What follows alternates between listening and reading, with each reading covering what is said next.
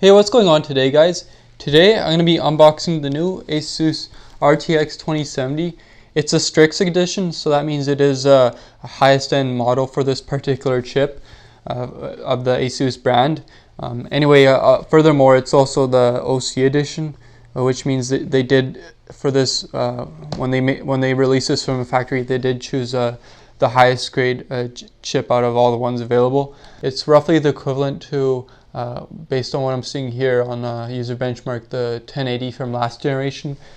So yeah, it's quite a decent step up in terms of performance to power ratio. For example, I understand this card draws just a wee bit more than the 1070. It has the same performance here, actually a little bit better than the 1080, which draws a bit more power. I'm just going to show you the packaging first of all. Here's the front of the box.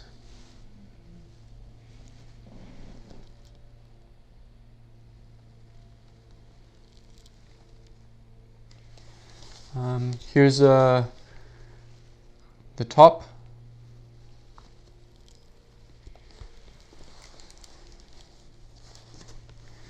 Here's one side.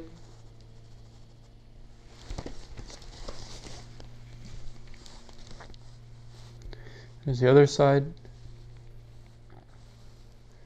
One thing I do have to mention about this box is that it is quite fragile. It has already ripped a bit while I was moving it around.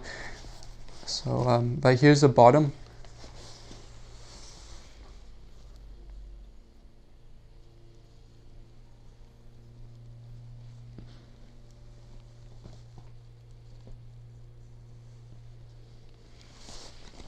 Now, probably the most important part of the box, the back. I'm just gonna walk up to the screen so you guys can get a nice view here.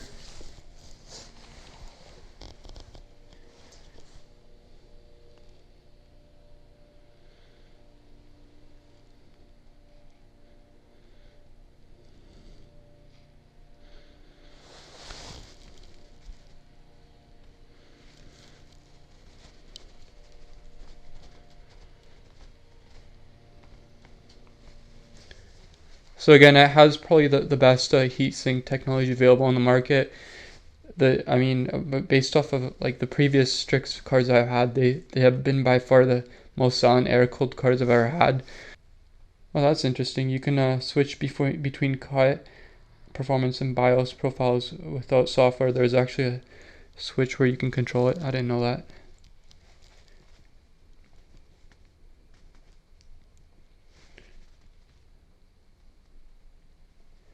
And another cool feature is that unlike other cards where the fans are always spinning, these fans will only kick in until it gets over 55 degrees Celsius.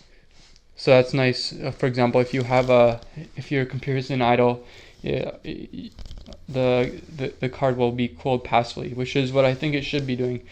You never want to waste energy for fans that aren't required for cooling under certain circumstances.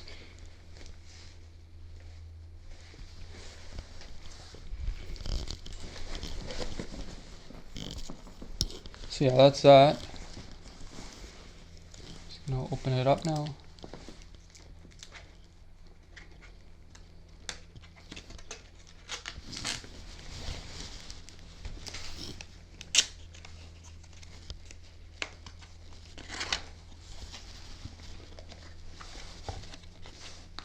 Yeah, the only negative impression I have so far is just how flimsy the box is.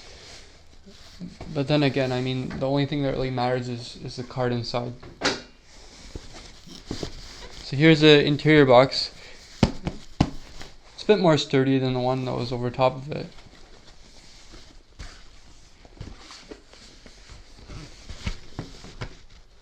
So yeah, first thing that I see is a little folder right here. I'm just going to flip that up, right side up. So if we look inside, it appears that we have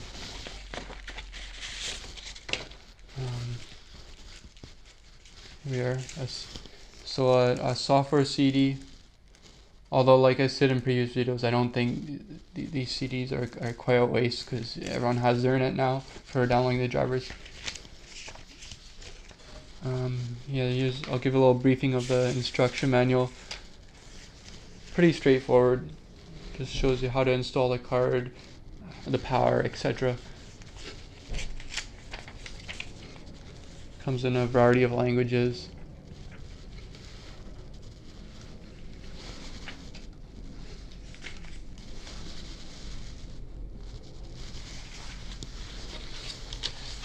So that's that.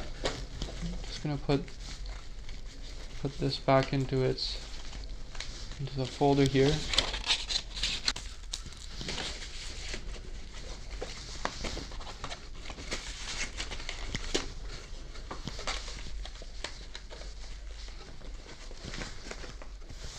Okay.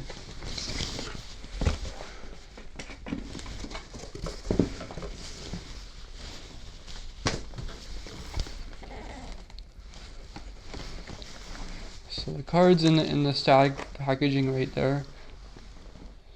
So an accessory it came with is what looks like two 6-pin PCI power connectors into an 8-pin right here.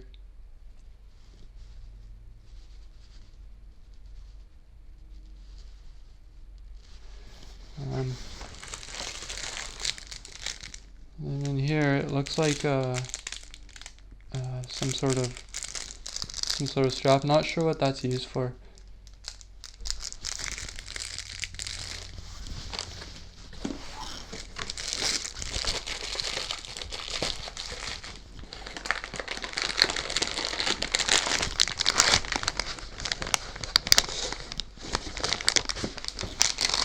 Alright, so I'm just gonna take off the static packaging here. So it's just held on by this little piece of tape here.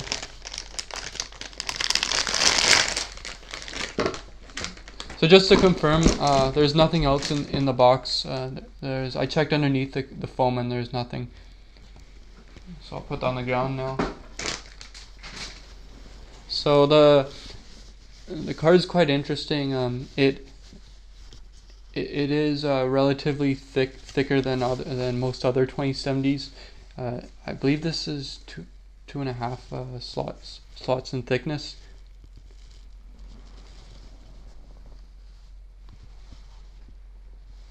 So yeah, another nice perk is that unlike the NVIDIA reference cards, it does include a protector for the PCI slot right here, which is quite nice, because I mean, after all, this is probably the most delicate contact on the entire card.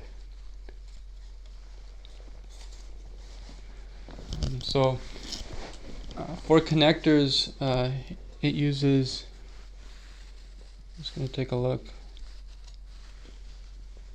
Just going to take these off. Yeah, again, it has protectors for these as well for dust, but it does have 2 HDMI and 2 DisplayPort outputs. There's also a slot for USB Type-C right here.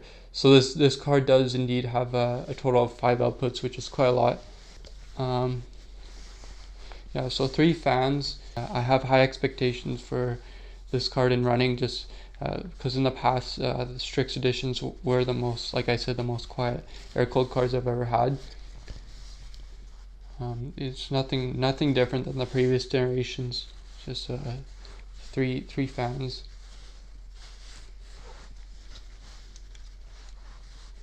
For power connector, it does have 1 6-pin. Just gonna focus in 1 6-pin and one 8-pin there, right there.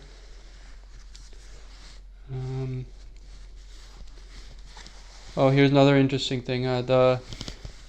This is another superior accessory that most other cards don't have. You can actually connect external fans to the included headers right here, where my finger's going. That'll allow you, so basically that will allow you to have additional external fans in your case, and they're actually controlled by the temperature of this video card.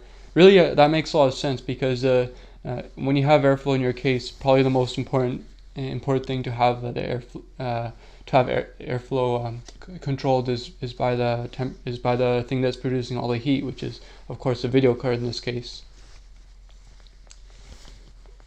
Because when you have a classified air-cooled card, it's just gonna mix hot air more and more in your case. So obviously you want external fans on the case to help expel that air and bring in new fresh air. Here again, you can see the heat pipes going along there. They're aluminum.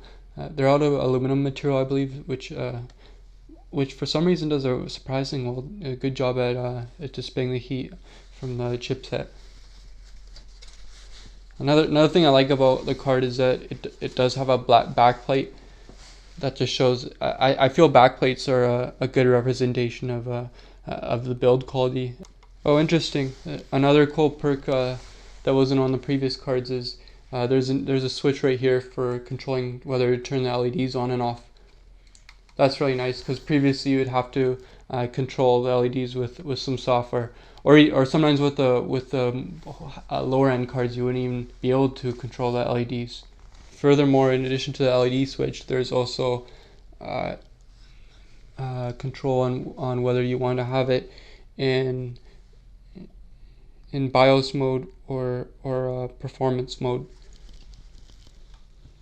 Sorry, in silent mode versus BIOS mode. So it's controlled with a switch. You can't really see it here, but it's right there in the corner. So as you can see right here, I just fired up the card on my server, and right now the fans, it's at 48 degrees Celsius, so that's why the fans aren't spinning.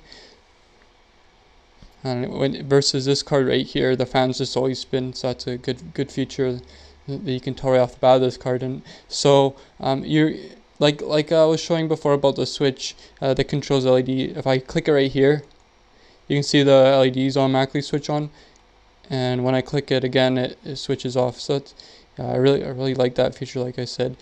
So anyway, guys, that wraps up the unboxing video for this card. First impression, I'm quite impressed. It carries all the great features from previous generation. Same fan design for that optimum air cooling yet silent performance, and it also added in the new perks, like I mentioned, the switches up top here. Hopefully this will have some promising results in gaming, and yeah, I look forward to using the card. Thanks for watching, guys.